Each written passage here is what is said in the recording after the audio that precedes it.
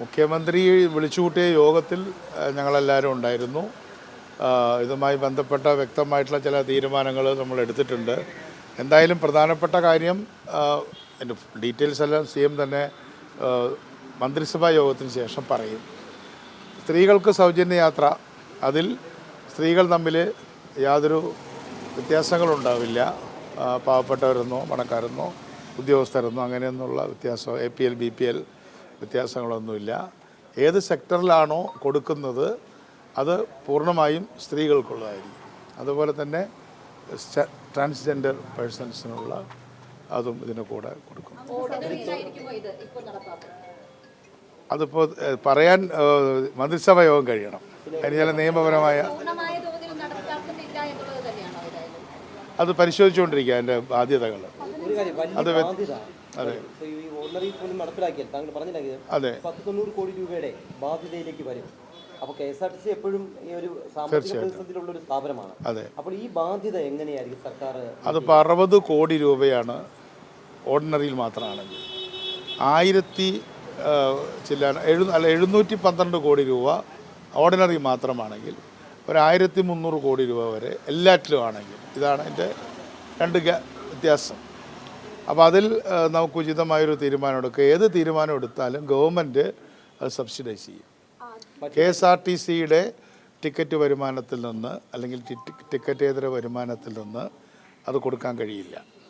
കാരണം KSRTC ഇപ്പോൾ തന്നെ ശമ്പളത്തിനും പെൻഷനും വേണ്ടി ഗവൺമെൻറ് ഏതാണ്ട് 125 കോടി രൂപ പ്രതിമാസം കൊടുത്തുകൊണ്ടിരിക്കുകയാണ്.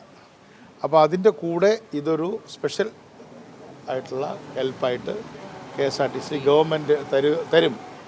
ഗവൺമെന്റിന്റെ പ്രോഗ്രാം കേരള ഫിനാൻഷ്യൽ കോർപ്പറേഷൻ വഴി എങ്ങാനുമാണോ ഈ തിരിച്ചടവ് ഉദ്ദേശിക്കുന്നത്? ഒരു മിനിറ്റ്, എന്താ ചോദിച്ചത്? ഇത് നടപ്പിലാക്കിയ സംസ്ഥാനങ്ങളിൽ അതായത് ശമ്പളവും പെൻഷനും ഉൾപ്പെടെ സ്റ്റേറ്റ് ഏറ്റെടുക്കുന്ന ഒരു സംഭവം. ഇപ്പോൾ കോർപ്പറേഷനാണ് നൽകുന്നത്. ഇപ്പോൾ സ്റ്റേറ്റിന് സഹായമുണ്ട്.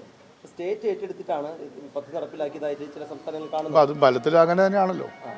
ഡിപ്പാർട്ട്മെന്റ് ആക്കുമോ അപ്പോൾ KSRTC? ഇല്ല ഇല്ല, അങ്ങനെയൊന്നുമില്ല. അപ്പോൾ ഈ ഏതാ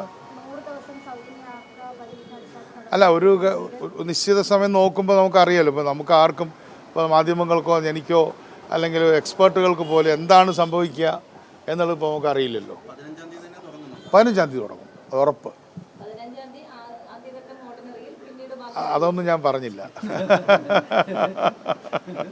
15-ാം തീയതി പദ്ധതി തുടങ്ങുന്നു. അതിൻ്റെ സാമ്പത്തിക ബുദ്ധിമുട്ടുകളെ കുറിച്ചുള്ള ആശങ്ക KSRTCക്ക് വേണ്ട. അത് കൃത്യമായൊരു മോഡൽ തയ്യാറാക്കിയിട്ടുണ്ട്. അത് ഫിനാൻസ് സെക്രട്ടറി, അതുപോലെ തന്നെ KSRTC MDയും ബന്ധപ്പെട്ട ഓഫീസർമാരെല്ലാം ഡിസ്കസ് ചെയ്യുന്നുണ്ട്. KSRTC ജീവനക്കാർക്കോ അല്ലെങ്കിൽ KSRTCയെ കുറിച്ച് ചിന്തിക്കുന്ന നമ്മുടെ ആളുകൾക്കോ ഒരാശങ്ക ആവശ്യമില്ല. എന്തോ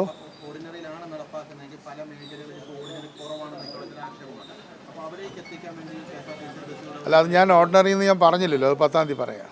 ഒരു കാര്യം, എന്തായാലും സൗജന്യ യാത്രയാകുമ്പോൾ ഈ യാത്രക്കാരുടെ എണ്ണം കൂടും. സ്വാഭാവികം ബസ്സുകളുടെ എണ്ണം കൂട്ടേണ്ടി വരില്ലേ? കൂടുമോ ഒന്ന് നോക്കാം. കൂടുകയാണെങ്കിൽ നമുക്ക് എന്തോ